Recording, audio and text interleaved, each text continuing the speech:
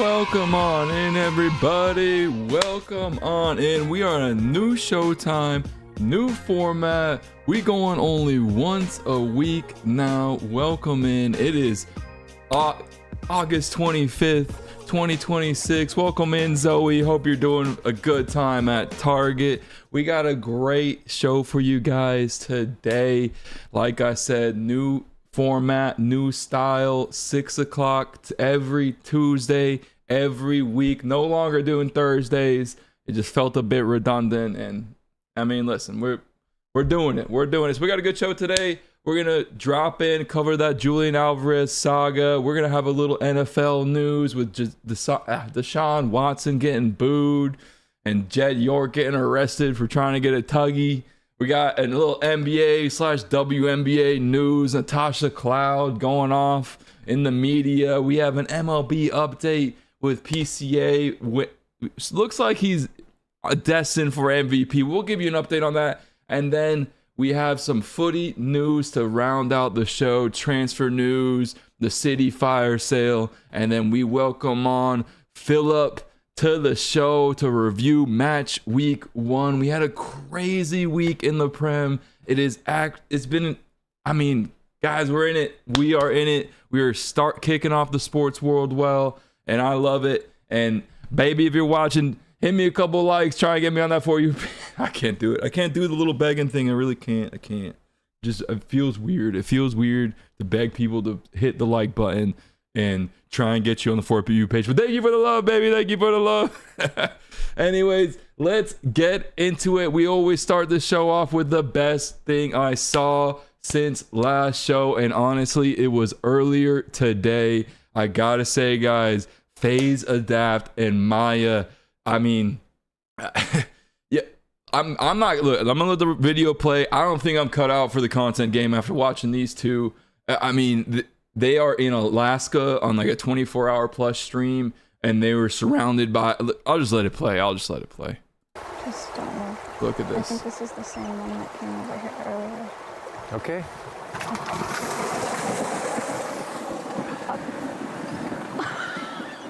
Oh my god. Oh my god. Yeah. Now you got that, bro. It's you. Are you kidding me? That's all you. Are you kidding? Like, what? That was awesome. Guys, I'm not cut out for the content game. I'm gonna tell you right now.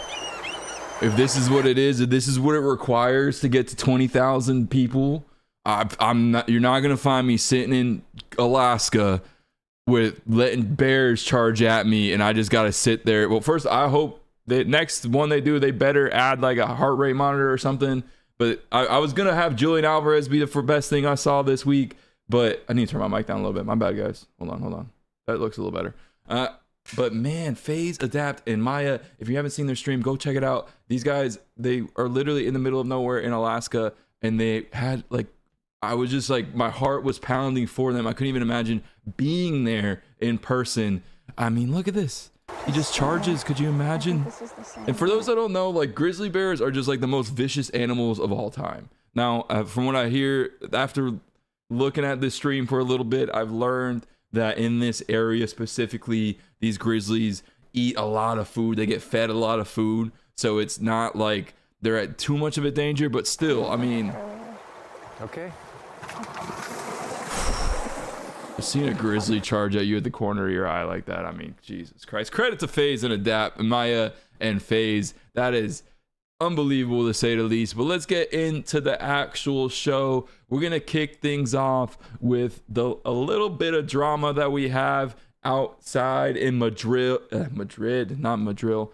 Atletico Madrid. Julian Alvarez being booed off the pitch, and then he basically is tradition in this sport that after the game, basically no matter result, you go to your home stand and you cheer them on, you give them a little love because hey, you fought for us, you sang for us throughout the game, so you know, we'll hang out. And then basically Julian Alvarez walks off the pitch in the middle of the celebration by himself in the tunnel. Someone throws a scarf at him, he steps right over it. And for those that don't know, Julian Alvarez has famously stated that he does not want to play for Atletico Madrid anymore.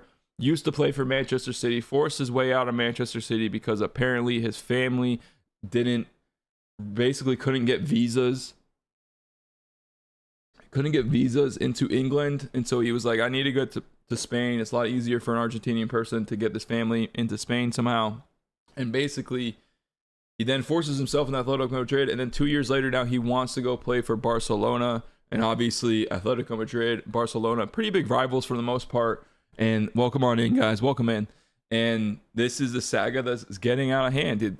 Atletico Madrid do not want to sell Julian Alvarez to Barca. Naturally, this is one of your big league rivals. This is one of your big players that you spent a lot of cash on to bring him in. And now he's walking off the pitch down the tunnel by himself, and he's getting booed like crazy. What's up, guys? Welcome in. We're just doing Bi-Weekly Chronicles, episode 30. Actually, we're at episode 30 right now. So hope you guys enjoy. We got a whole lineup for you guys right there. The topic board on the right-hand side. I appreciate the love, people. I appreciate it. And we got a good show for you guys. So Julian Alvarez booed off the pitch. It's been rumored he might be going to Arsenal. I'm an Arsenal fan. I would love Julian Alvarez. Don't get me wrong. The guy is incredible. And I think he would put us as we're already one of the favorites to win the Champions League, but I think it would put us up much more up there to potentially win the Champions League. So we'll see what happens on the next couple weeks, but that was probably one of the worst things I saw over the weekend, to say the least. Next on the board, we got Waymo in San Francisco. If you're not from America, you might not know what Waymo is, but if you are, Waymo is basically a driverless taxi. This is the only front page news we got today, and it says San Franciscans are having sex in robotaxis and nobody's talking about it. And let me tell you something, apparently these taxis are way more disgusting than I realized. We just dropped them in Orlando. I mean, well, first of all, if you're not gonna have a driver in the front seat telling people like knock it off, like, I mean, people be doing shit in Ubers with regular drivers. I can't even imagine a late night on Saturday night you're taking the Waymo home. I mean, sheesh. This is kind of expected. And then people been like tweeting like, yeah, I've like come into the most like disgusting thing ever and da da da da da. Pretty gross, to say the least. Pretty gross. I'm sure they'll figure this out somehow. Maybe, mount some cameras in there or something. Make it a little bit more obvious that people might be watching you. I mean, it was reported that Waymo is actually using people in like the Philippines to drive the cars in emergency situations. So there probably is somebody on a camera on the other side that can see you guys going to Booty Town on there. So you gotta, give yourself a little, I would refrain from doing this in Waymos moving forward, especially since this has turned into the news on the San Francisco Standard. I don't know if that's even like that good of a publication or anything, but it's neither here nor there. Next on the list, boys, we'll move into some NFL news. We got Deshaun Watson asking, well, I'll let him tell you guys himself. Man, I didn't have no reaction. I think the biggest thing is, I think you guys know too, and I think the whole world knows, it has nothing to do about the performance. it's it's a little bit personal. He's talking about, he got asked why, how do you feel? Oh my goodness, my headset just died. This is not good. This is not good. My headset just died. Man, I didn't have no reaction. We're gonna work through it, boys. Basically, he was asked, he played pretty poorly in the preseason game, and he started getting booed after an interception. So he got asked, how do you feel about being booed? Man, I didn't have no reaction. I think the biggest thing is, I think you guys know too, and I think the whole world knows. It has nothing to do about the performance. It's a little bit personal than that. So I think that's it's a disrespectful thing. So it has everything to do with the performance, by the way. Yeah, I mean, I'm gonna keep whatever I feel with me and my family internally on how I feel about that, and yeah, just move on. But don't you think, Deshaun, that winning We'll leave it at that. Here's my take on it all, guys. Man, it's all about playing well. That's all it's about. Like, ask Kobe, ask Karl Malone, go down the list of all the different people in different sports that have had some legal trouble or, you know, off-field issues, if you want to call it that.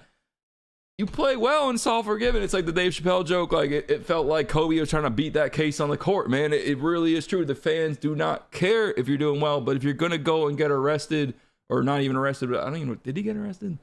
In trouble for getting tuggies at a massage parlor, and then you sign a $250 million contract with the Browns, and then you keep getting hurt, and then you suck when you play.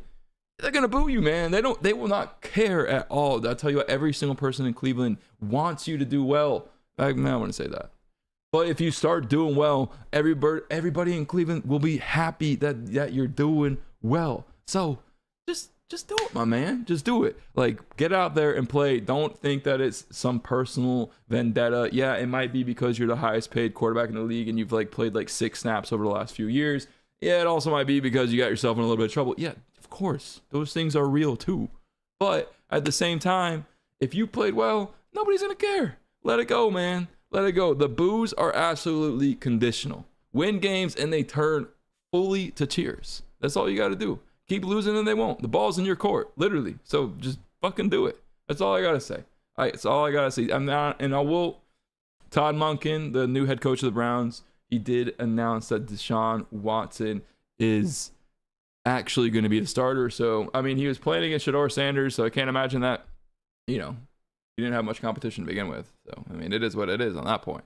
But Shedeur Sanders not getting the starting role, and Deshaun Watson, Mr. Tuggy, getting a starting role in the process. I can imagine there's a bunch of Browns fans just hoping that you do well, man. That's all you gotta do. Just play well, and the rest is history. Next on the list, we got Mr. Jed York got arrested in an Ohio trailer park. What? You're the owner of the San Francisco 49ers and you get arrested in East Palestine in a trailer park in Ohio over the weekend. He pleaded no contest to 2 misdemeanors. It was originally a engaging in prostitution charge, and then it was reduced as part of a plea deal. He basically got fined $1,100, and then all of the that's on my dog checking in on us as always. Loves to just join the podcast. But he got fined $1,100, and then he got, trashed in the media. And then all of a sudden, Robert Kraft is a fan of the 49ers. That's all I got to say. All I got to say. And then to round out the NFL news, NFL, guys, is just getting started. All the fantasy teams, all the fantasy leagues are kicking off. We got preseason football is really kind of out of whack, to be honest. It's hard to follow along. Back in the day, it used to be 4 weeks, and then week 3 was the dress rehearsal. You knew that you were going to get a half of a real game. And now it's just all over the place. It's 1 week someone's starting, the next week someone else isn't starting, and then you're playing against, you can't tell if your guy's playing against second team or first team.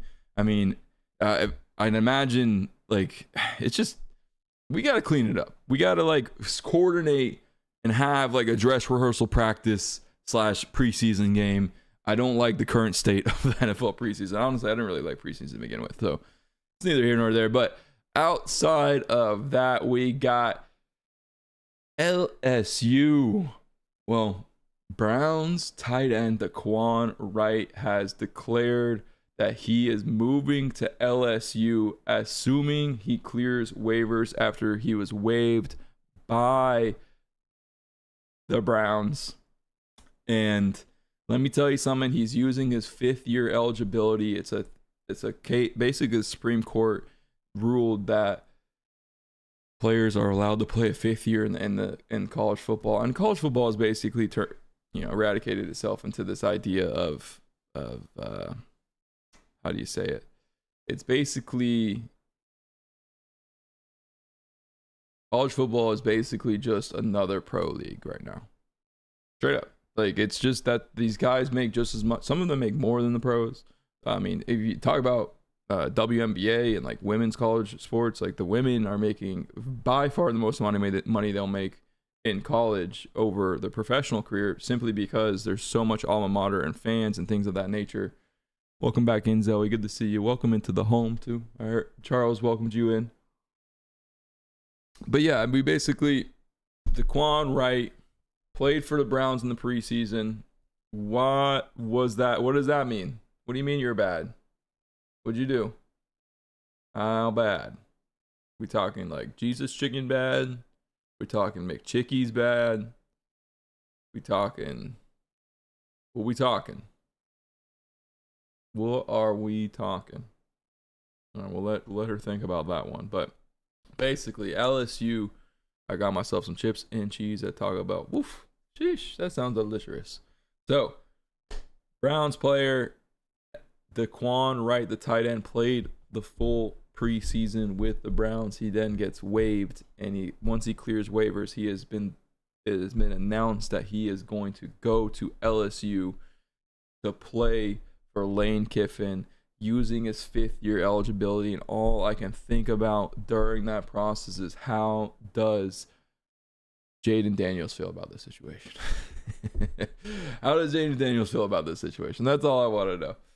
But we'll see what is. This is gonna be a bit of a mess. I think this is the first cookie to crumble in this situation. I think you're gonna get a bunch of these in the near term future. I can imagine players that declare for the NFL either don't get drafted and then play for an NFL team. If they have a chance to go back and play in a college team, it's going to be like, swinging a bat with a donut on it for any of my baseball players out there. You're going to feel like after playing against NFL competition and moving to playing against college competition, you're going to dominate. So I think you're going to see a lot more of this. Daquan Wright is just the first cookie to crumble, and we'll see where it goes from there. Now let's move into some NBA news, or WNBA news. My new favorite player in the WNBA is Natasha Cloud, and I'll let her explain why. As fuck. Sorry, mama. I just Hold up. y'all lame as fuck. Sorry, mama. Man, Facts. and like in most of these occasions, it's men. And I want you to know. So to give you some context, Natasha Cloud is in her press conference post game after a dude bought a green dildo and threw it onto the court during their game. That is the gayest thing that you can do, is to go to a store, a sex shop, buy a dildo, come to a women's game to throw the dildo on the court. That is the gayest shit that I've ever heard. So I'm a firm believer in anyone that has so much problem with a certain marginalized group, just come out and say that you're a part of our marginalized group, because that hate is unwarranted. It's not factual. And it says more about the internal struggles. I will say, look, Natasha Cloud got a lot of flack for saying just that. And don't be wrong, guys. The reality is, a lot of us grew up in a world where the use of that word was basically synonymous with uncool, right? Calling somebody gay, it was like this idea that like, you're on that person's doing something uncool, and that obviously is why there was a huge shift, socially. I don't know if sociologically is even a word, but socially within the community, that you shouldn't be using that word because of the way that it was synonymous for being, uncool. So that was a good thing that we did. Now, Natasha Cloud's getting a bunch of flack for saying this in a press conference.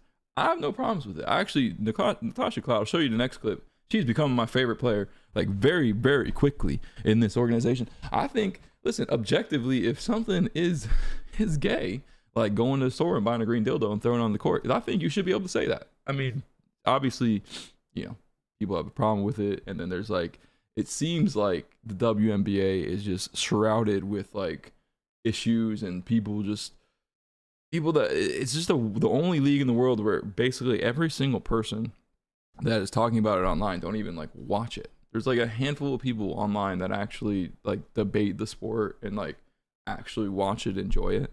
And then there's like this complete other side of things where it's just a bunch of people that are like the worst people in the world arguing on Twitter about things that that doesn't even really matter to them, but they just argue because it's like shrouded in like politics and what their beliefs are or whatever it might be. So listen, I love Natasha Cloud. She's my new favorite WNBA star, and this is probably why right here, this clip. Basketball game. Chicago staying in it. Natasha Cloud. And right before the break, this was the scene inside Wintrust Arena after Natasha Cloud got that bucket. She wanted her voice heard. I mean, that's playing with fire, I gotta say. Like, you gotta give the girl some credit when due.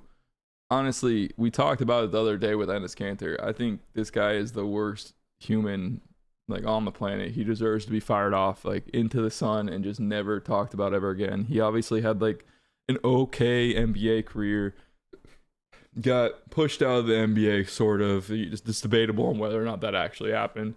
And now we talked about another episode. He declared for the WNBA draft, which, is kind of funny that he's doing it, but it's also just like the worst thing in the world, in my opinion. I do not think this guy should be trying to play in the WNBA. And you know what? Here's what I'll say. Here's my 2 cents on the situation.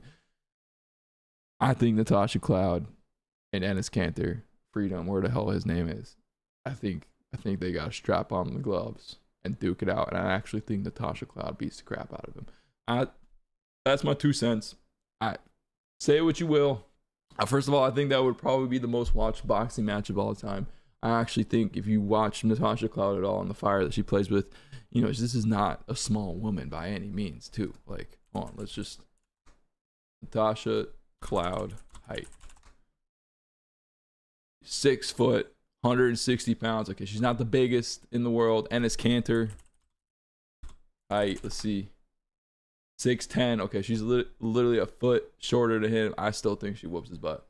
I still think you give her, you put them in a ring together with the fire that this woman has and the potential embarrassment that Enes Kanter would endure by losing that fight, and I think she wins it. I think get Jake Paul on the phone right now, Dana White, whoever it's got to be. We need to see this matchup. That is my thoughts on that situation. And that is the only thoughts I'm going to have. And like I said, Natasha Cloud, new favorite in WNBA. Move over, Caitlin Clark. Natasha Cloud's here. All right, let's get into some MLB, and then we can wrap things up on the footy side. NL MVP update. There was a panel, MLB.com panel of experts poll that went out recently. Let me zoom this out a little bit. That has PCA getting 29 of the 37 first place votes to Ohtani's 8. The points are closer though, 177 to 154, because it's a points-based system. You do like the 1, 2, 3, and each placement that you have on each person is worth a different amount of points, right? So here's what I would say. PCA leads the majors in WAR 8.7, the best in all-around baseball. His slash line is really what's doing it for him. 281 average, 33 home runs, 83 ribbies, and 32 stolen bases. He really actually, we're on 40-40 watch. And I'll tell you what, if he gets 40-40, there's no doubt in my mind that he is an MVP. He really does. So he's already over the 30-30 mark, which is, pretty great in itself. First couple to ever do it back-to-back. And then here's what I would say. The tiebreaker in the two-wayness that isn't Ohtani, which is PCA gives you an elite gold glove center field defense. Not to mention the 30-30 speed, but Ohtani just plays DH. You know, obviously let's be honest though. Ohtani pitching paused on July 3rd with an injury. If Ohtani had been pitching this whole time, I think it's obvious that somebody that pitches and hits should be the MVP. But he's won 4 MVPs in the last 5 years, so there's got to be a little bit of voter fatigue, right? You got to imagine as a MLB writer / voter, you got to want somebody else. Like, as much as you probably appreciate how great Ohtani is, he plays like, you know, the 13-year-old star on your team that pitches and, you know, hits home runs and does it all. Like, he does it. I mean, this is what every kid grew up wanting to be. So you got to be fair to him, right? And don't get me wrong, he's been throwing some bullpen sessions. I do think he's throwing bullpen sessions because not to necessarily get back in time, because it's not like the Dodgers need him pitching. They don't. I think he wants another MVP. I think he wants another MVP. That's what I'll say. But, you know, we're Cubs fans here. We're going to say how it is. I think Pete is the all-around best player in that National League right now. He does it on the defensive end. He does it on the base paths. Also, he's just like incredibly clutch. I think he's like hitting 381 with runners in scoring position or something like that. Like, you really just can't get much better than that. So, really clutch, elite defense, and then Ohtani's not pitching. So, and we made the case earlier, and here's the main case that you need to really think about. If you take Ohtani off of the Dodgers are still the Dodgers, still in first place. They're still going to win their division. Really, like, they wouldn't skip a beat. They wouldn't. And if Ohtani never pitches for the Dodgers again, they still would be just as incredible, right? He took Pete off of the Cubs. I don't know if the Cubs are making the playoffs. Like, don't get me wrong, it's not guaranteed the Cubs make the playoffs to begin with, but with Pete in the lineup, it gives them the best chance that they possibly can. I mean, the Brewers don't seem to lose a dang game for some reason, but that's my thoughts on it. I think Pete, really good chance to win this MVP. He's favored to win it at this point.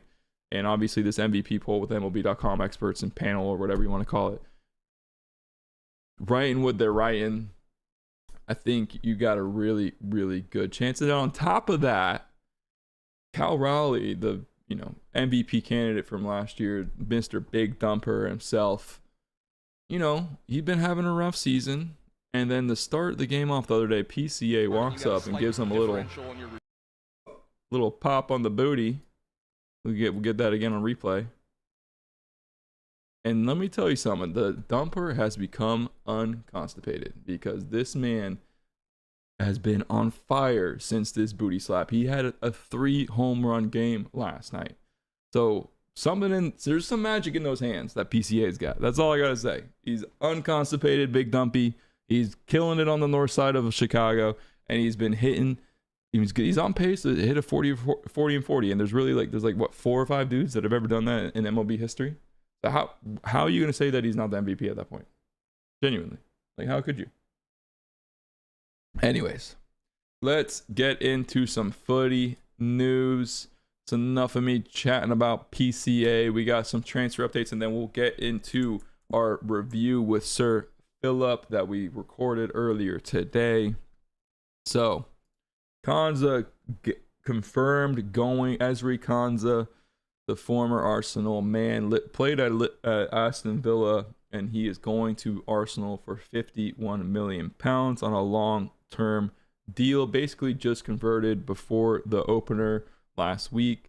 He will be basically the supplemental piece for William Saliba. Obviously, William Saliba got hurt during the World Cup and had to come out, and he was supposed to get back surgery, but it sounds like he's no longer getting back surgery. So that's positive side on that side, to say the least. But coming in relief for Willow, he has a lot of great stats. He was one of the center backs dribbled past the least amount in the league as a center back last year for Villa. He also makes a lot of game-saving tackles for Villa last year, which anybody that's watched Arsenal last season knows that William Saliba was a really key part of. He just had a lot of not game-saving tackles, but really tight situation in the box tackles that prevented potential goals. And so you lose William Saliba for what seems to be 4 to 5 months. So probably won't get him till the new year, which, you know, it would be nice to have William Saliba come back in the new year. But this is a perfect supplemental piece.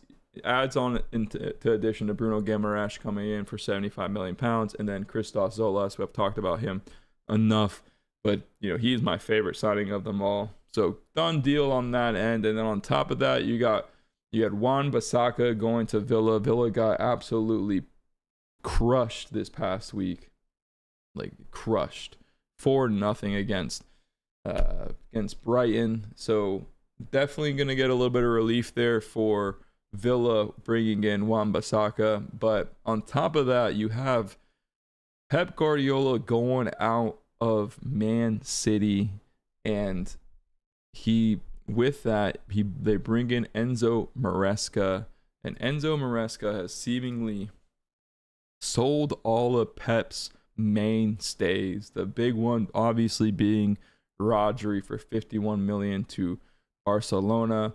You sent Reinders for 52 million.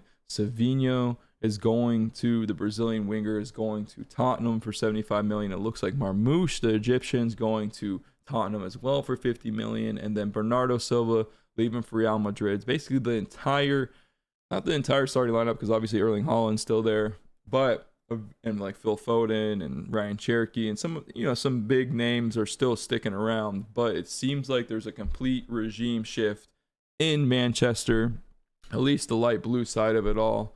And Stonesy out, Ake out, Akanji out, Rodri out, Nico Gonzalez looks like he's going to Newcastle, which, you know, actually I think they need Newcastle. Getting Nico Gonzalez is a huge win for them. But basically, then a full starting 11 on the way out the door, and almost $500 million worth of sales. You got to give them credit. They can sell better than probably, and well, no, Chelsea can sell really well too, but they can sell almost better than anybody in the league. And these are like high wage players. Like, you see Arsenal have struggled with selling some of their players, and one of the main key reasons is the wage structure. Like, it's hard to sell players like Gabriel Jesus, who's getting paid £275,000 a week, to sell him to another team that thinks, I mean, £275,000 per week player should be like a star, and Gabriel Jesus is not going to be a star anywhere he goes. I mean, he might play really well if you were to go into Turkey, or, you know, one of these leagues that are a little bit lower than what you'd see at the Prem. But it's just a hard thing to do, and it's not something Arsenal are very good at, it seems like. But credit to Man City's management. They're getting it done, and they're bringing in a new regime. And then there's just a bunch of transfer rumors outside of that. Sounds like Enzo Fernandez might be going to Man City, unconfirmed, obviously. You have Julian Alvarez, who we talked about earlier, trying to leave Atletico Madrid. He wants to go to Barcelona, but they won't send him there. You got Bradley Barcola, the Frenchman from PSG, trying to go to Liverpool. And it looks like, you know, you have a couple other big names just in the market that potentially could shift. Obviously, we have about a week left in the transfer window, so remains to be seen on where it ends up. But if you're watching the Chelsea game, you know, this video went viral, similar to Julian Alvarez, Enzo Fernandez, as the team's cheering on the away crowd, because this was at Craven Cottage. So not too far of a travel for Craven Cottage for Chelsea fans into the Craven Cottage. But, you know, like I said, it's respectful to sit here and cheer on your fans for coming, especially away fans, on an away game. And he just walks off the pitch. Now, that being said, it was shortly after this right here. So if you listen.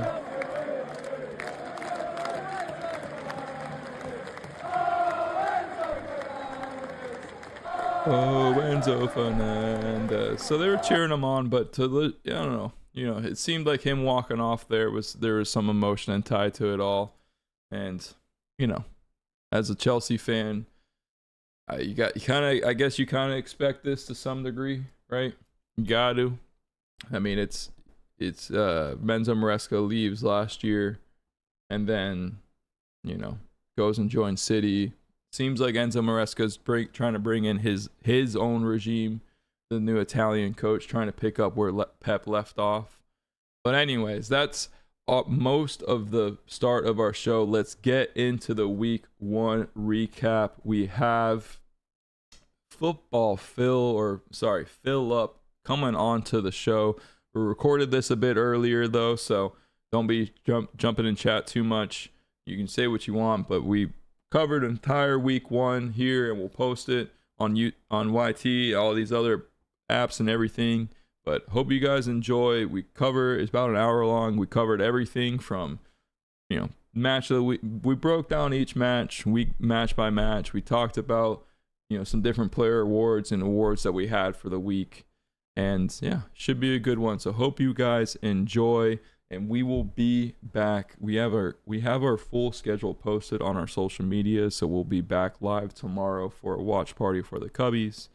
And we hope to see you guys there. So let's get things kicked off with Sir Phil.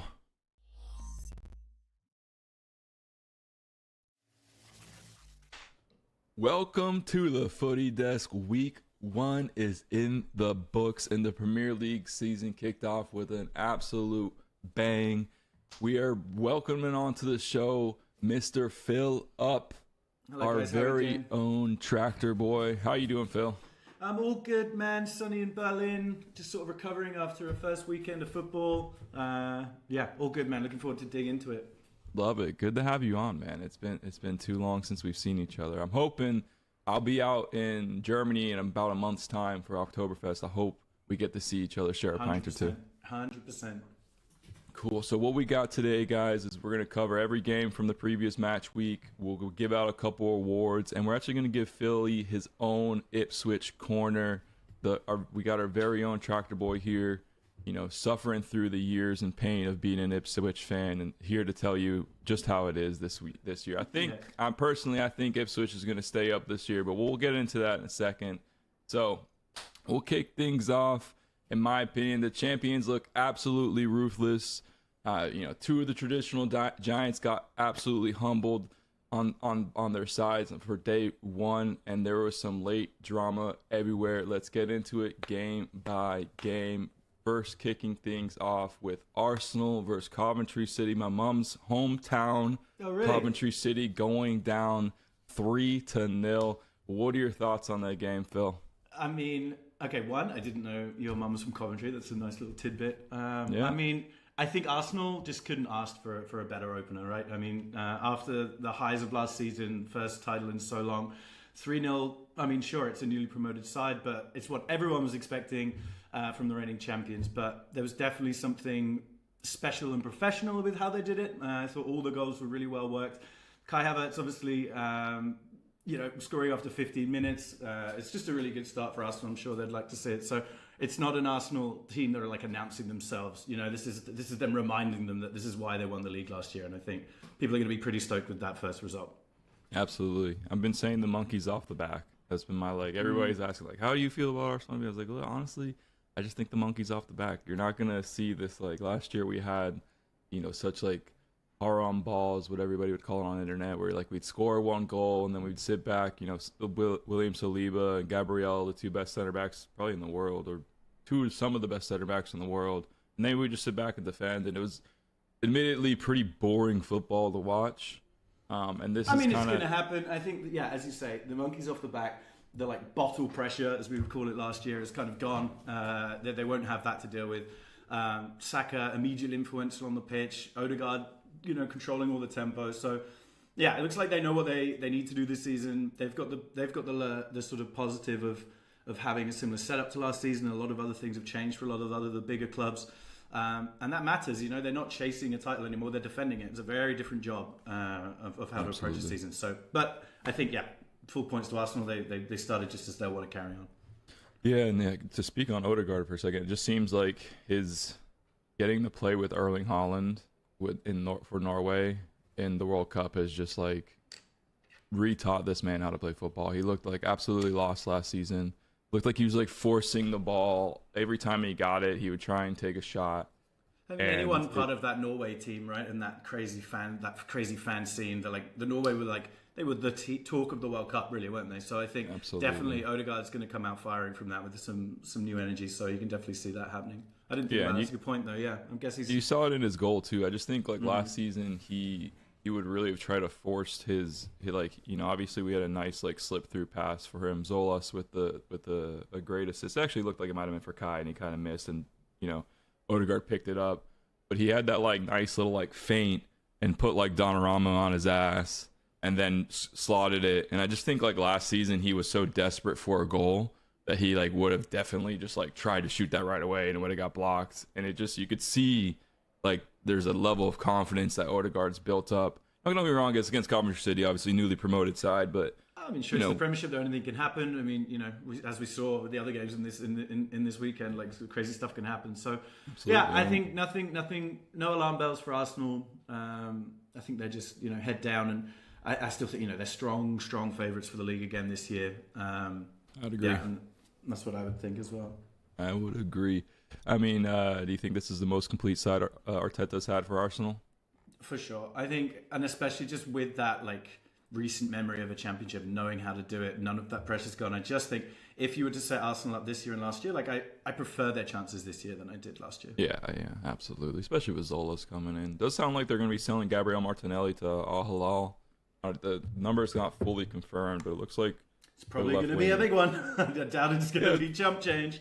If we were Man City, I would say it would be a big one, but we just can't sell players at Arsenal. Whatever it is, like it sounds like it's going to be about 55, maybe 60 million, but it does sound like he's going to be getting paid about 20 million a year, and which is about I think triple his salary what he's earning at Arsenal. I saw Liam Delap going to Forest for 40 million. So the numbers are just so inflated. It's crazy right now. I remember, like Liam Delap, so obviously a former Ipswich player, sort of failed at Chelsea. And he's getting sold to Forest for 40 million quid still. So, you know, the numbers are kind of, they're doolally at the moment. They're all over the place. Yeah. They really are. And I think some teams can kind of take advantage of the fact that Arsenal is trying to, I don't know, win the league again and not get rid of certain players. But anyways, let's get into the next game. Super Saturday. The Giants fell in the morning on my side, afternoon for you. Hull City. 2-0 against Manchester United. An absolute upset. What do you think about, I mean, this is, you know, Ipswich fan, newly promoted with Hull City and Coventry City. Obviously, I'm sure you guys want to stay up, and we'll talk about Ipswich in a second. But what did you think of Hull and just like the taunting, like all of it? Like, what? I mean, it was the result of the weekend for me. As a newly promoted side, you know, you're always going to hit the ground running and try and attack these bigger teams. Ipswich tried it last year. We tried to be far too attacking, and it didn't work for us. And we conceded the most goals we've conceded in a season. However, Hull just not cursed by that, it seems, this time. They came out so confidently. You know, a newly promoted club beating one of the biggest clubs in world football is always going to be a story. But doing it so convincingly is another thing. It really didn't look difficult for them, really, at any time. You know, going ahead from 17 minutes and just really staying there. Like, United obviously have been so up and down over the years. Last season sort of starting terribly and then working their way all the way up, you know, under Carrick doing well. So I think United fans won't be like fully panicked yet. They've had these results in a previously successful season before. I think there's some teething issues for the beginning of the season. But Hull didn't just sit there waiting for United to make mistakes, which I think everyone thought they were going to do. They constantly attacked them. I do think if Hull keep trying to do this, they will be found out by better teams. And obviously there was something going on with the United setup that we can dive into a little bit more. But yeah, defensive lapses, like no attacking threat. The pressure on the players looked so obvious. Everyone looked so stressed out. Everyone looked exhausted. I mean, it's one match, but like United fans, again, I just feel United fans wanted that sense of a platform they can build from. They just haven't had one of those for so long. They're having to like scrabble their season together, and sure, it's like got them in the Champions League again this year, but not a very easy not a very easy watch for United fans. So like Hull have started their campaign like they belong here, like they belong in the Prem, which is great to see. And United can't say the same so far, but I'm sure they have the quality of players to see them through. But yeah, I mean, I agree with everything you said. I think my highlight of the match was Harry Maguire marking Mazurai on the corner. Hull scored on. It was like that was just the epitome of the day. He looked lost all game. He looked frustrated. Yeah. He looked sad at some points. I felt bad for him. I'm a Harry Maguire fan. I like the guy. Massive slab head. Massive slab head. He showed up for England in the past. But yeah, United just all out of sorts. I don't think there's too much to tell yet about what that means for them in the season. I think they're such a volatile team. They are known to have these kind of crazy results. For a long time, even when they were world beaters, they had these crazy results all over. So let's just keep an eye. They're definitely a team to keep an eye on. United, to see kind of how they react. Who have they got next? Actually, that's an interesting point. Who are United playing next? Oh, they've got Ipswich. Yeah. So there we go. No, just remembered. So it's a big one. We'll get back. We'll go into that more in the Ipswich corner. But yeah, No. I have a quick question for you. Okay. If Ipswich come out and like stomp United like 2-0, 3-0, just like Hull did, is Carrick sacked by the morning? No, I don't think so. I still think last season he's got him in the Europe. Yeah, I still think last season he did enough. He's a club legend. Like I don't think they do that quickly to him. I think that's fair. And they signed Baliba, and he should be. I can imagine a lot of United fans are Balibas, so we'll. I think he'll be safe-ish. I would say if that happens. Yeah, safe-ish. I do think I would start putting "ish" after the word "safe" if that happened, though. Yeah, I just think Tielemans, Baliba, Andre Santos, I think they just need another big splash.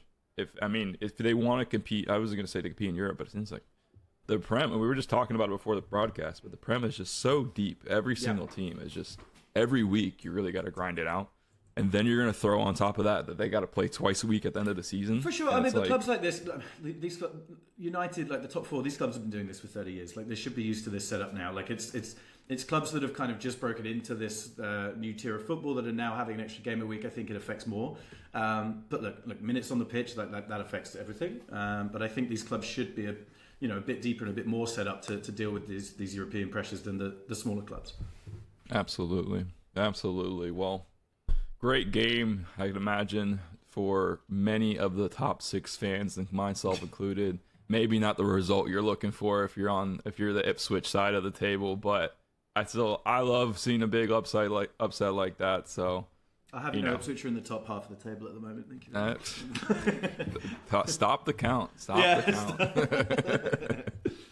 All right, next on the list we got Everton, Crystal Palace. Everton beating Crystal Palace 2-0. Very much so, kind of against the run of play to some degree. Jordan Pickford kind of picking up right where he left off at the World Cup and just making some very key saves. I think Mateta had 2 off the post though, so it could have very easily been gone the other way. And then you just had a bit of brilliance by like Dewsbury Hall in the game. But what were your thoughts on the Everton match? To be honest, nothing sort of jumped out at me as a particular strength or even a weakness really for Everton this week. It was kind of just a well-organised team doing their job well. That'd be great for Moyes, obviously coming back.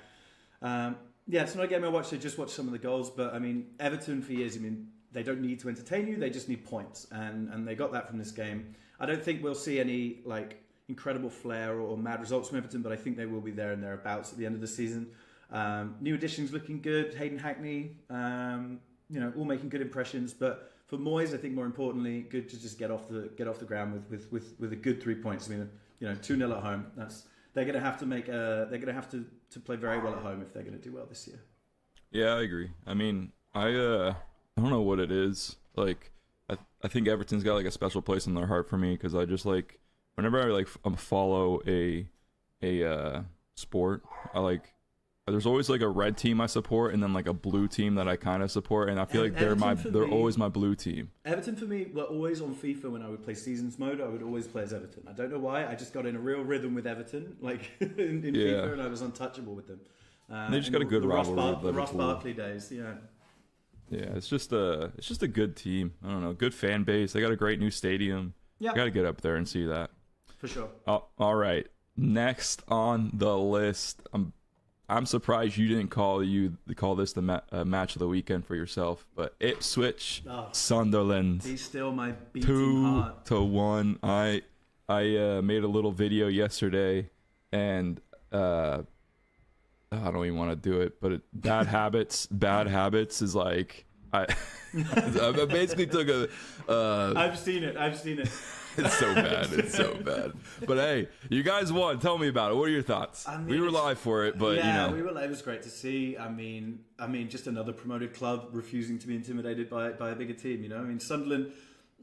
it's an interesting one. They were a promoted team the season before, managed to go all the way up to 7th. So they were kind of the blueprint for what Ipswich wanted to do this season after Ipswich, like, nightmare season of trying to stay up last time. So for me, it was perfect. It was the perfect game for Ipswich. One, just to get it out of the way, we deserve to win the game, I think. I don't think Absolutely. this kind of analysis of a smash and grab or a lucky win, I think if we just dig into it, I don't think that's particularly accurate.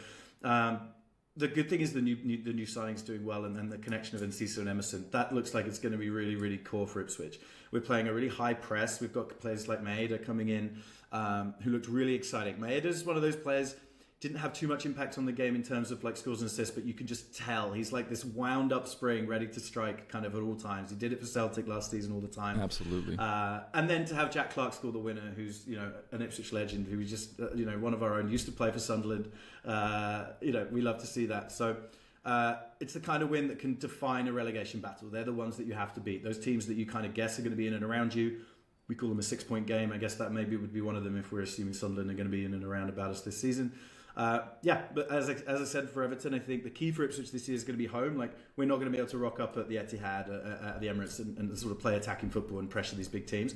We have to make Suffolk into a fortress. We have to make sure that people come and really dig out their points that they're getting from Ipswich if they, if they're going to stay up. But I think for the fan base, for us, we're super excited to see the new signings doing well, and a win. You know, and that's it. We need points to stay up, and we got exactly what we needed. Sunderland's goal was, it was a worldly free kick. There's not much you can do about that. And both of us were from open play, quite well worked goals. So I think we look pretty good. Final thoughts on 6'9" keepers? I think at the beginning of the stream, I was a bit worried. There were all these shots coming in low. And then the 6'9" keeper, he gets down low, and I'm super pumped. I'm like, yes, man, like, there's nothing wrong. But then when one goes over his head, like 10 minutes later, yeah, so we'll see. You'll have to come back to me on my thoughts on 6'9" keepers. But yeah, great first week for Ipswich. There's just something good psychologically about winning in the 90th minute as well. I just think it just gives you that idea that your team are just, they're not giving in, even if they've, 89 minutes in, they're still pushing, and they can dig out a goal.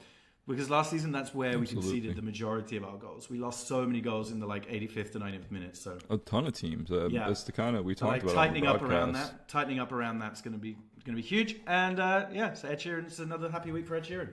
I love it. Hopefully we get some more music out of it. But I agree with what you're saying. I don't think, you could look at momentum, the momentum scale, and say easily like maybe Sunderland had some decent momentum. But if you really look at the expected goals, 1.8 to 0.6. So, like you said, scoring on Worldly, the press was really strong. And then that front four, man, a fully re-envisioned front four with Maeda and Sesko, Emerson, and Fatawa. That's the key. That's the key. It's this. I think this mix between the link up between Enciso and Emerson is going to be massive. If we can keep Enciso fit and like producing, we've definitely got a player that could win a lot of games for us. That's game-winning behaviour. That kind of picking up the ball on halfway, pushing it through. Scoring on his debut, Emerson, we paid 24 million for him. We're already talking about these other players being signed for more than double that.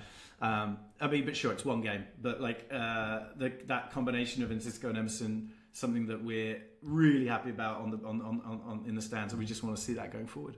Yeah, just a lot to be excited about.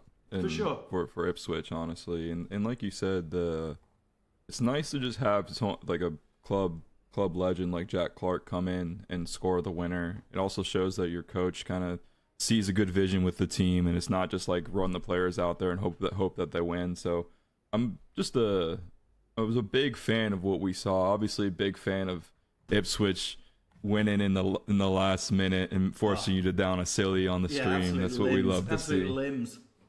That's what we love to see. Well, hey man, I'm excited for Ipswich. I do think my mom might be a bit worried with how good the other two newly promoted sides looked, and how. For sure, and Ipswich obviously playing again today. We've got a Carabao Cup action against Leicester at home, so let's see how we get on. And I'm not too fussed about the cup this year. I'm just laser focused on staying up. But Leicester, they're down to League One now, aren't they?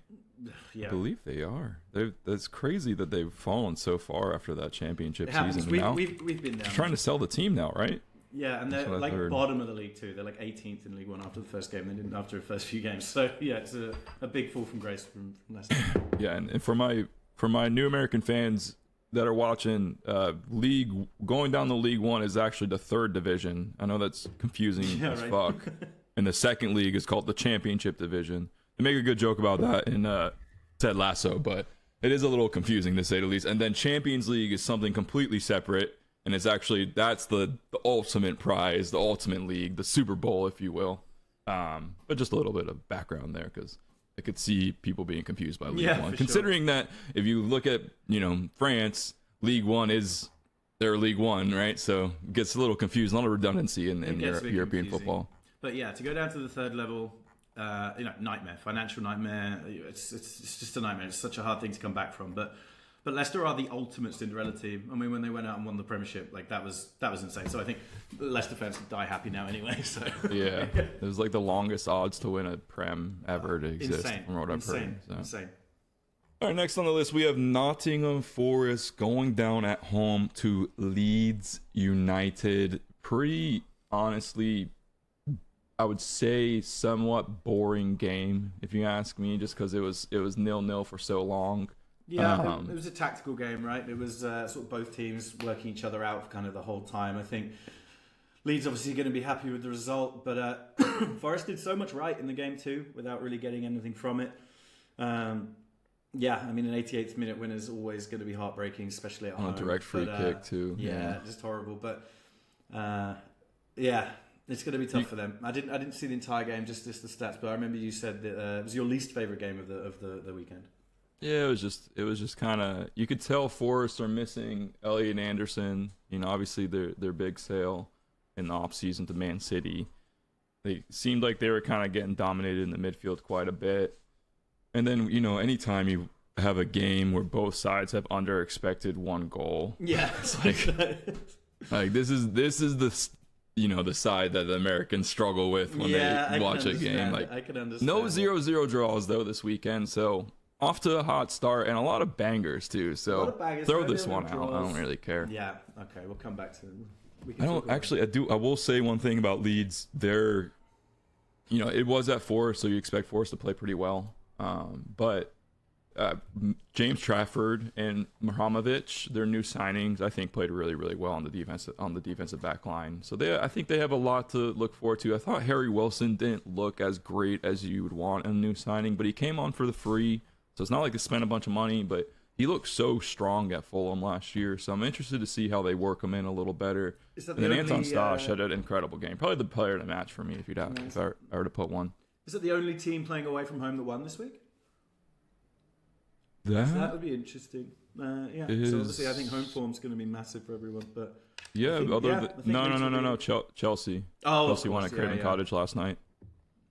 But yeah, I mean, either way, yeah, good result for Leeds, and I really liked what I saw out of James Trafford. I was a bit of, I mean, as an Englishman, keepers tend to be the bane of our existence on the England national team, and I love Jordan Pickford, don't get me wrong, but he's obviously getting old.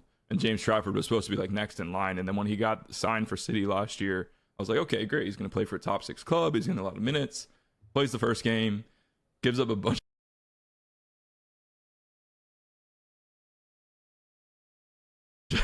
of goals, and Pep just like sends him to the shadow realm and brings in Donnarumma, and it's like it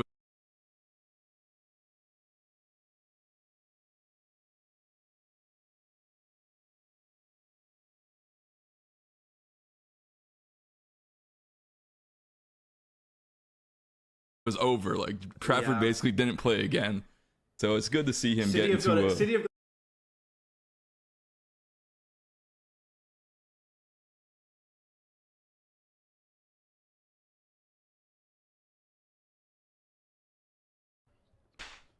welcome.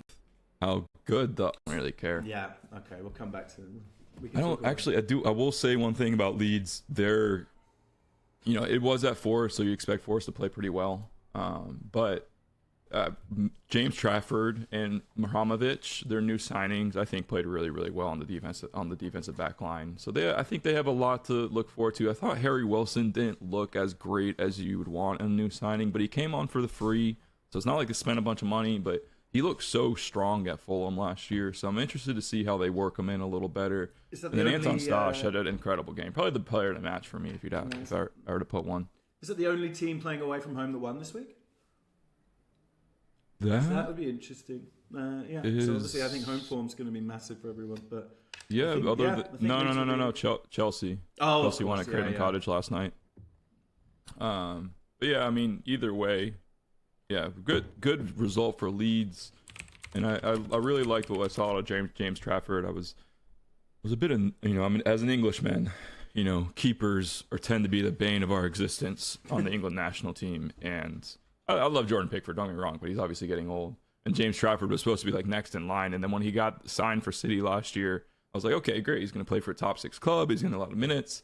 Plays the first game, gives up a bunch of goals, and Pep just like sends him to the shadow realm and brings in Donnarumma, and it's like it was over. Like Trafford basically didn't play again. So it's good to see him get into City have got a habit of this. We used to have a keeper, this is years ago. This is 15, 20 years ago. We used to have a keeper at Ipswich called Richard Wright. Great keeper. England's like number 2. Played a few caps for England. Went to City. Stayed at City for 10 years. And I think he played 1 game in 10 years. Joined up like he was part of the goalkeeping coaching setup and stuff like that. But like, yeah, some goalkeepers can't just be, as he said, just banished to the shadow realm. But I think he was paid like 25 grand a week for the 10 years that he was sat on the bench. So I think he was fine. Yeah, I think he was okay. The ultimate lazy man's job is being a backup, right? And just getting paid for 10 years like that. We always say like the best job in the world is a backup quarterback in the NFL. Yeah. You get to do all the rounds, you get to do all the fun, you don't have to do any of the media, and you don't get hit by 300-pound men every week. It's like you go against the second team defense in practice, you get to kind of show off a little. You get a bunch of fans that are like kind of whispering that they want you to start. It's the perfect, but then you did no pressure at all. Like, no, you don't got to do anything. You just collect your paycheck, and you just show up to the meetings and sit on the sideline with your headset on. It's got to be the best job in the world, in my opinion. I take it. At least amount of work, highest amount of pay. Yeah, is what I would say. Backup quarterback for sure. Next on the list. This was my favorite game of the weekend, and I'm sure you'll get why once I say. Brentford 3, Tottenham 0. An absolute upset. Tottenham spending $500 gajillion in the offseason, bringing in Tonali, bringing in Fernandez. Obviously, they brought in Savinho, and it seems like Marmoush as well, but Marmoush and Savinho didn't play. They weren't available for this. And then Brentford just looked so damn good, man. Mamadou Sangare, I think, in my opinion, is going to be not the signing of the offseason, but at least for Brentford, I mean, the guy looked incredible in the middle of the pitch. Obviously, coming from League One, from Lens, and on a £40 million transfer. And they already got a great song from him. I'm sure you heard it in my stupid video. Yeah, one of the hits was Sangare. I just love it. Anytime I really want to do a whole comes segment. I want to do a whole segment actually on the differences between like chanting in North America and in Europe, because that I feel is just such a different culture of like how we cheer at games in Europe compared to how you guys do. Yeah, we talked about it on the broadcast, like how like so you guys are much more cheeky and like exactly. Self-deprecation. Like I sang it in my other video, but the Aston Villa when they're down 4-0 and they had possession, their fans were singing, "We got the ball, we got the ball." It's like they stick around and they deal with it. But back to Brentford, Tottenham. What are your thoughts? Obviously I can talk for days about how I think Tonali is like a Bruno Guimaraes merchant. I don't think Tonali's that great. Joy in an Arsenal player's heart when I know it's just so great. It's just so great. Yeah, I mean, this is where the weekend starts to look really interesting. I mean, it's so Spursy. If you're American fans, Tottenham, we call them Spurs, and it's developed so much that they just come short so much and have such bad fortune that it's leaked into the vernacular now, and we say that it's a very Spursy thing to do. Absolutely. It could be like so this was a very Spursy weekend for sure. Huge warning shot for Tottenham Hotspur. I mean, they didn't just beat them, they bullied them everywhere. Like it was not close. I mean, Tottenham just couldn't cope for anything. I mean, there's already so many questions now about Tottenham. Obviously, last season, huge avoidance of relegation, coming 17th in the league. Like, that's still going to be very fresh on their mind. It's going to be a long season for Tottenham, I hope. I just think it's going to be one of those seasons. I mean, I would love to see any team that has a £1 billion stadium not in the Premiership would just be so great. We were so close last year. So close. Damn close. But back to the game, Brentford were aggressive without being reckless. Like, they moved the ball super quickly, consistently. They were just, Tottenham were leaving so much space. They were just attacking those spaces in behind sort of constantly. For Brentford, that'll be exactly what they're looking for. I mean, you know, a 3-0 win against the London Derby is, you know, that's amazing. For Tottenham, huge questions to answer. I mean, obviously, you don't want to panic after one game, but if I was Tottenham, I would be very panicked after this one game. Yeah, you got to be, right? Keith Andrews has these Brentford boys firing.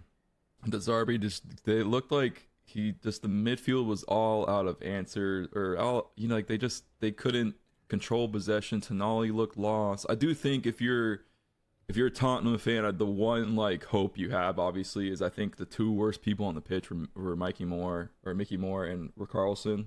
Like, they're, you know, center forward and the right wing. So you're bringing in Savinho, you're bringing in Marmoush. Sure, you can't, as I say, you can't panic after one game, but you definitely, after a game like that where you lose, I mean, so convincingly, really the most convincing. You spend so much on Tonali, and he just so looked much. lost out there, man. You can't be worried yet, but you have to already start investigating, like, why you looked so uncomfortable, why you looked so vulnerable. Yeah. But I mean, great for everyone involved. Everyone likes to see Tottenham fuck up, so. Yeah. Selfishly, I loved. This was, other than Arsenal's game, this is probably my favorite game of the weekend. But also, like, I'm a big Mamadou Sangare guy. I have him on nobody cares about my fantasy team, but I have it on my fantasy team. I got him in like the 9th round, so like I'm pumped that he looks so damn good. And sure. I just, you know, I love, the Brentford Bees, man. You know, you always want a team like that to I like play Brentford. well. I've always got a little soft spot for Brentford. If you want some good Brentford culture, I advise all of you to watch a show called People Just Do Nothing. One of the best British comedies ever written. It's about these guys who set up a pirate radio station in Brentford. It's amazing. Give it a listen. Give it a watch. It's fantastic. You'll love it. I will absolutely do that. So, but yeah, we'll see what Tottenham do. Obviously, I don't think Conor Gallagher is going to be starting for them long term. I think that's Mateus Fernandez's spot. I think Tonali should look better with. I mean, you put Gallagher and Bergvall next to him. Bergvall didn't look very good. So I mean, dude, the starting lineup they've already picked. They're going to start asking questions about that one already if it doesn't deliver that much against Brentford. So I think we just kind of keep a question mark over Tottenham over the next few weeks, see how they play, and just see what they. Managing Tottenham. It just gives me a headache thinking about how I would go about managing that team. It'd be so stressful. Speaking of managing the team, the one weird thing for me was Archie Gray was their captain, the 20-year-old English right back. Like, that's just a little strange for me. Like, you're giving a 20-year-old your captain sleeve. Sure, I mean, I don't know what he's like, you know, in training. I mean, the manager's obviously seen something. But yeah, very, very, very weird to give it to a 20-year-old right back. Let's see if he keeps the band over the season. I'm not sure. Yeah, it will be interesting to see. I'd imagine you'd think that would be like a Tonali or someone that they paid all this money for, but I don't know. A lot of questions to be answered for Tottenham. I won't keep badgering on them though. Yeah. As much as I enjoy. As much as I love this part of the segment. All right, so next on the list we got Brighton 4-0 against Aston. Talk about a team with couldn't answer the questions. I mean, Aston Villa they got decimated in the offseason, right? They lost Tielemans. Looks like Ollie Watkins is maybe like kind of refusing to play based on Emery's chat and post game. And then obviously you have, it seems like Emi Emerson, the Argentinian goalkeeper, is also kind of doing the same thing. They bring in Suzuki. He did not play, the Japanese goalkeeper. And obviously the one of the big signings for them, João Gomez, gets a red card in the first, or 2 yellows, so an accumulative red card within the first half. So, and after it was already 4-0. The fact that they kept it 4-0 in the second half is, impressive in itself. I think that says more about Aston Villa just being happy with the result and not wanting to risk any injuries or like knacker their players out, rather than Brighton actually. Yeah, Hinshelwood, could have probably been Hinshelwood. Yeah. Could have been the player of the week for the entire Prem. But what are your thoughts on the game? I mean, this one's probably the most easy one to give my comments on. It was an absolute demolition job. They weren't, Brighton didn't beat Aston Villa. They destroyed Aston Villa this weekend. It was everything that's gone wrong could have gone wrong. We had an own goal. We had a red card. Like, all these things are going to look awful for Villa fans. Like, if we step back and look at the manager, I think Emery's one of the top tier managers in the league. I really do. I think Emery's right up there, the top 1 or 2 managers in the league even. So he's got a big rebuilding job tactically to kind of work on now, following a lot of summer departures. So it's just really showed how much work they've got left to do. Joao Gomez getting sent off, making an already miserable afternoon even worse. It was just one they'll want to forget. I mean, Brighton didn't just win the game in the first half. They won the argument about who was set up and ready to start this season. I don't think Aston Villa have got any answers for Brighton that week. So Brighton sitting on top of the Prem, lovely to see. Stop the count. Let's have Brighton champion again later. No, you gotta love to see it. They moved. My actually like kind of obviously Hinchelwood with the 2 goals with the brace. He kind of gets the recognition, the 9.0 game score if you're a game score guy. But the quiet, like, silent assassin for them is Maxim de Kuiper. I really think they brought him in last season. He played left back in the Belgian. He played left back really well. The own goal could have easily been his goal. He could have easily had a brace, and they were just flying all over the pitch. It just it kind of what do you expect when Aston Villa lose so many big players in the midfield, and they move Buendia up forward, so he's not playing his traditional position.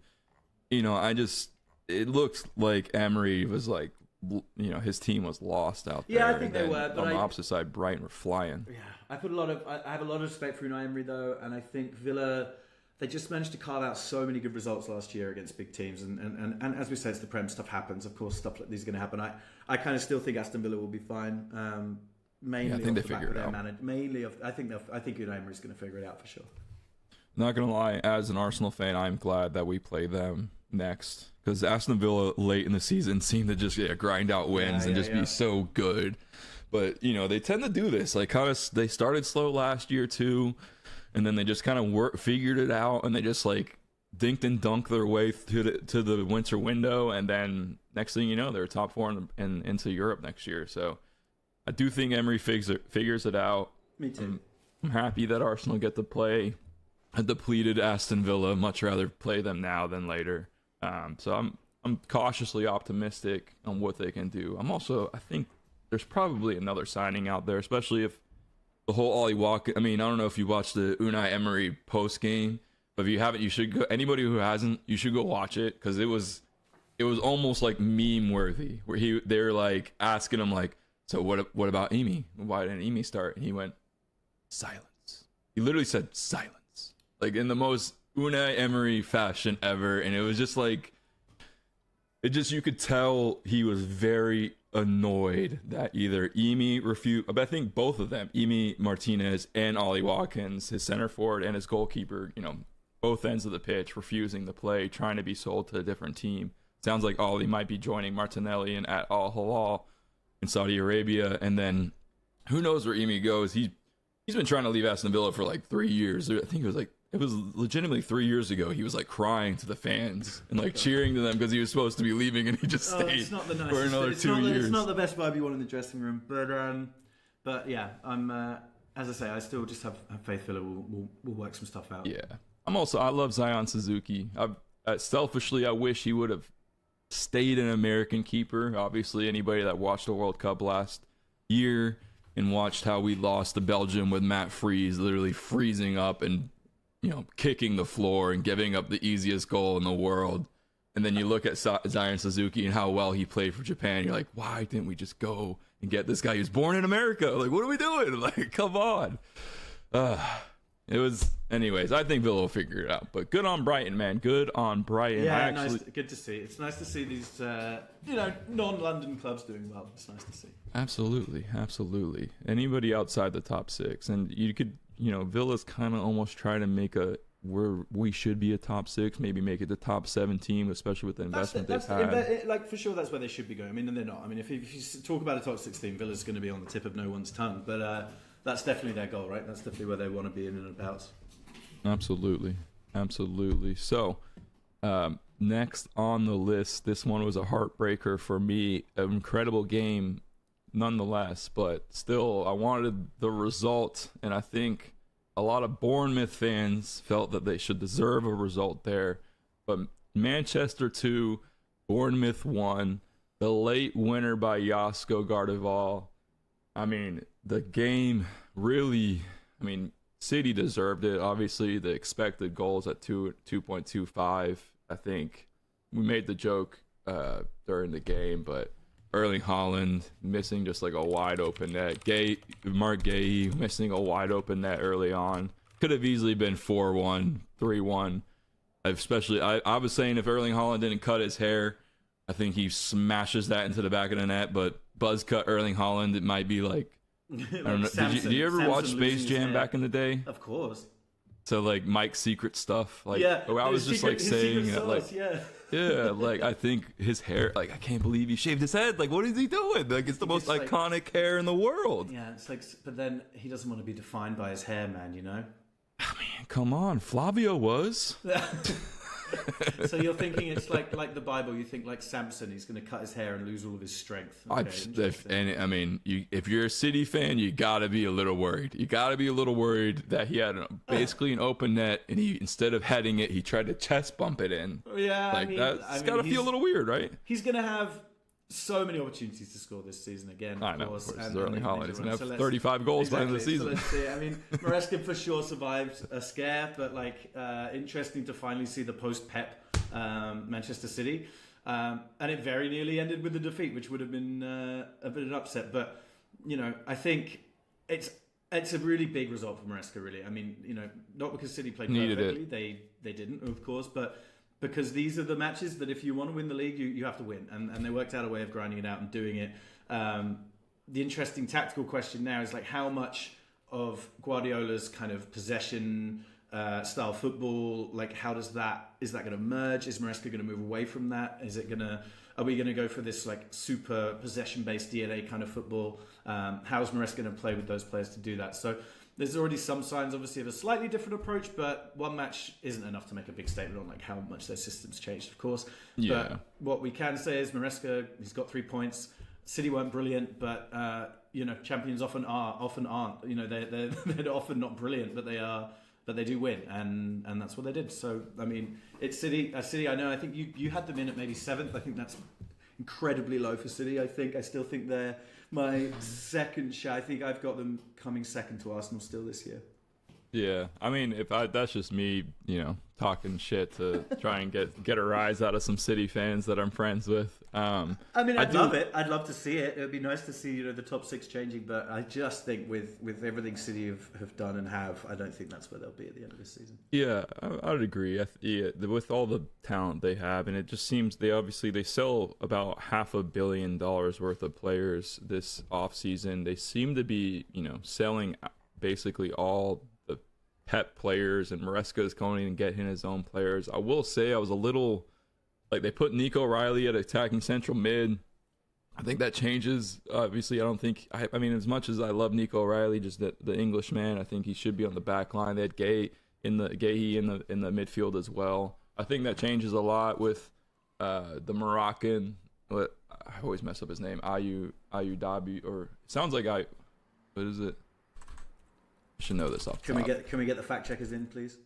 Fact checkers coming in. I can never pronounce this guy's name. His name is, oh my god, where is it? Oh yeah, Ayu Bouadi, the young Moroccan star coming in. Also sounds like they're going to be pushing for Enzo Fernandez, another one of Maresca's guys from his Chelsea days. So I think you bring in Enzo, you bring in Bouadi. They just also verbally agreed to another Brazilian winger, Alan. So from Palmeiras. So I mean, I think the team's gonna look a little different. You also have Doku's hurt, so they're not putting out their best front line right now. Yeah, as I said, that's what a successful team can do. Like even when it's not all going their way, they've still got the quality and the depth to get the results, and we will see that a lot this season from Man City.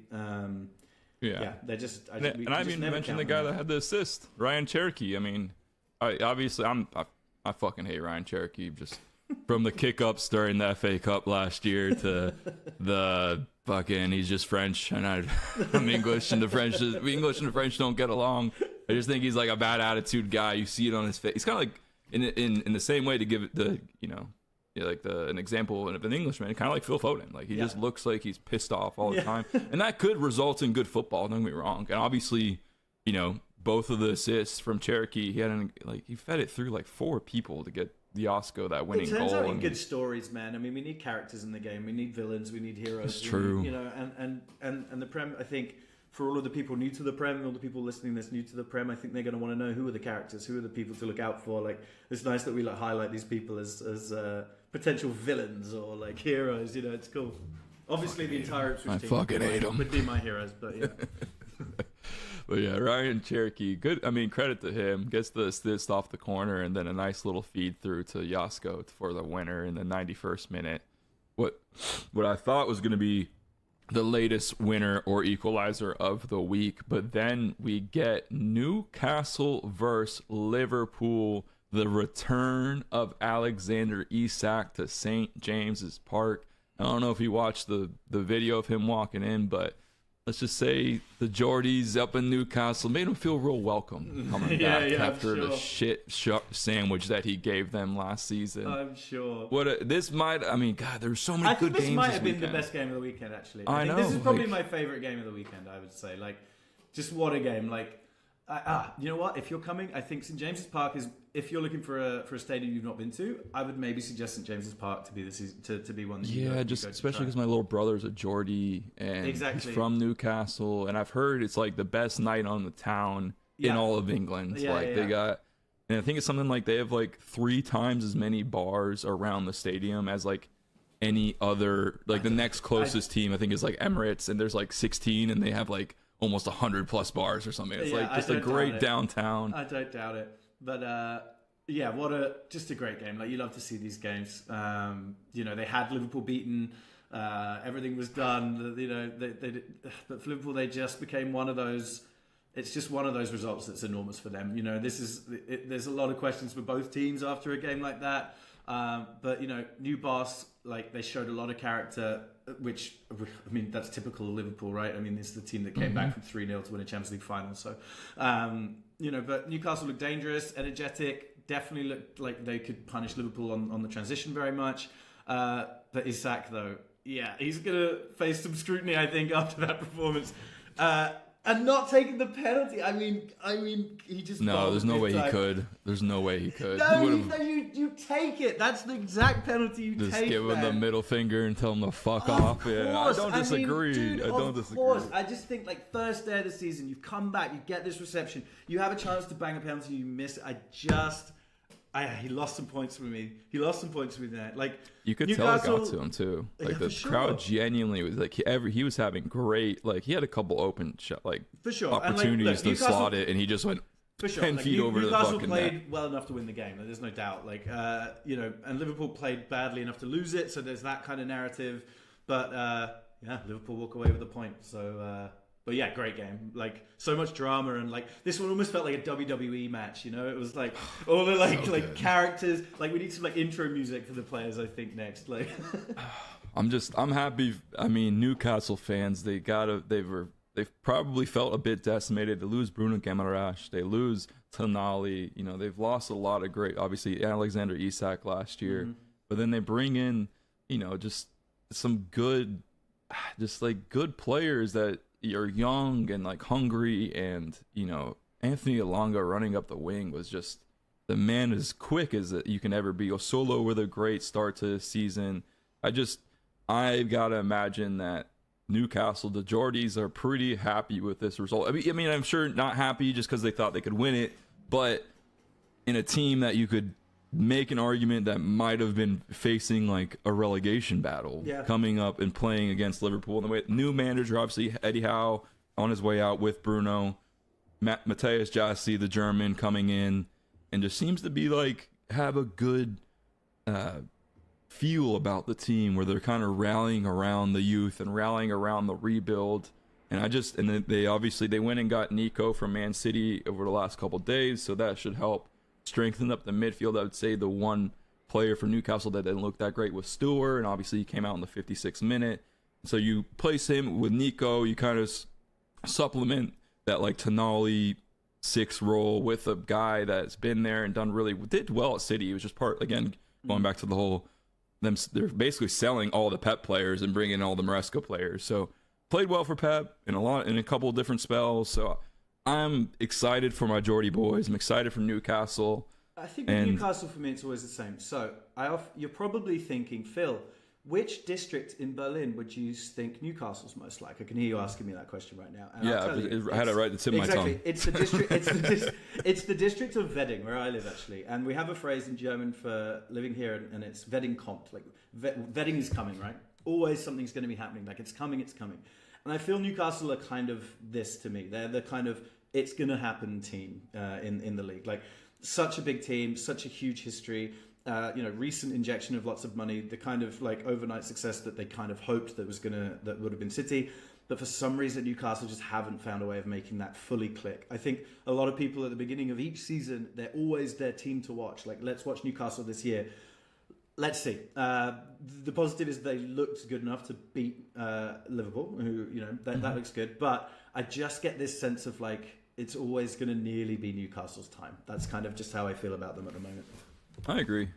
They look good. The only thing that didn't look good on them was those fucking jerseys. I don't know what the fuck they were thinking making those things. Those things are... Newcastle is such like a classic. It is a classic too. You know, a blue straw. What the fuck? Who fired that designer? Whoever came up with that shit. That was awful. And real quick, I do want to Dominic Szoboszlai. I mean, I know you're bashing Isak for not taking the pen, but I mean, God, what a fucking pen by that guy. You could have put 2 keepers in the fucking goal, and I don't think they're stopping that either. No. Like the keeper gets the right way, just slotted it. Yeah, not even Ipswich's 6 foot. Not even Ipswich's keeper. 2 of Ipswich's keepers could have saved that. And then we'll talk about the pen real quick. I do feel bad for Lewis Hall. It felt a little soft, but it's a pen every time, every day. Let me just watch it again. Let me get the feel of this penalty back again. Let's have a look.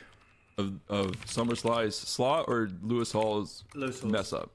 Yeah. It was just a tired tackle. I think it was out on a run. He goes knee to knee. Yeah. And man drops, and then the worst part about it is he had Harvey Barnes, and I just don't think he realized that he had Harvey Barnes in coverage, and I don't think he makes that tackle. But it was pretty. It's a pen, but just you hate to see you not lose the game, but lose the win. Sure. On something like that. Sure. But that's why we love the game. That's why it's great, because stuff like that can happen, Yeah, and we talked about it in the broadcast. I mean, there's so many goals after the 80th minute. It's like I don't know if you know the whole like Africa joke, but the African teams always say that if the games were 83 minutes, they would be like world champions. Because if you like look at every Africa team, especially even in this World Cup, like they were talking about it before the World Cup started, they all got knocked out after the 83rd minute. Yeah. They'd give up goals in like the 88th, 89th, 90 I think plus. that does just point to quality and depth and experience, though. I mean, that's like, I mean, it's not lucky that this happens. I think that is the time when these teams, especially in tournament football, I think when these teams just A, have to get a result, and then B, know how to get them. So I think that's kind of, this World Cup though felt just so cruel for so many teams in those last minutes though. You're right. Yeah, tell me about it. I don't even want to get started on it. No, that's fair. Don't piss me off with the whole fair. England. And England's also 83rd minute. What am I saying? The same thing happened to them. Yeah. Anyways, last game of the weekend. Another great one. Fulham 2, Chelsea 3. The only home side not to draw or win in this weekend. Chelsea, Xabi Alonso era begins with an absolute thriller. João Pedro scored before I could even finish setting my stream up. Yeah, I was like, did he just score? Like, what is 30 seconds into the game? And then fastest opening day goal in history. Really? I didn't even know that. Yeah, so I didn't 31 incredible seconds. Really great game to say the least, with Fulham equalizing in the 23rd minute. King makes a great run and shot, just right foot shot, and then Rodgers gets one before the half. The new 116 117 something billion pounds signing Morgan Rodgers from Aston Villa, the big loss for them. makes it 2-1. And then Palmer opens up his scoring campaign to make it 3-1, but wasn't without, a little bit of threat with Gonzalo Garcia, Mr. Double Last Name, from Real Madrid, the 34 million pound signing for Fulham, supposed to replace Raul Jimenez, the Mexico star. And he looked, actually, to be fair, Gonzalo Garcia, Mr. Double Last Name, looked pretty good. What were your thoughts on the game? I think Chelsea have got a lot to be excited about this season after looking at that game. I think Chelsea are going to be a top 3 team this year. I think the biggest thing for them is they've got this combo of João Pedro, Rodgers, and Palmer. That's going to be just the core of their team. And what a 3! Palmer best front 3 in the league, in my opinion. I mean, Palmer missing out on the World Cup, obviously not being brought over. I mean, people see how he reacted to that, but I just think he looks fantastic. I mean, all 3 of them scored. All 3 look capable of causing problems anywhere that they get the ball. I think they've got a little bit of work to do defensively, but with that front 3, I think they're going to just be afforded a lot of leeway at the back this year. Conceding twice will annoy Alonso, but he'll go to bed happy knowing that he's got, as you say, probably the best front 3 in the league at the moment. See, I'm back on my bullshit. Came a long way from school, bitch. We them niggas been banging and walking with full clips. Pocket filled with them blue strips. All I hang with the silent, can't fuck with no loose lips. If he ran, cut him loose quick. If a fuck nigga try, bet his ass make the news quick. Hit his ass with these blue tips. But these niggas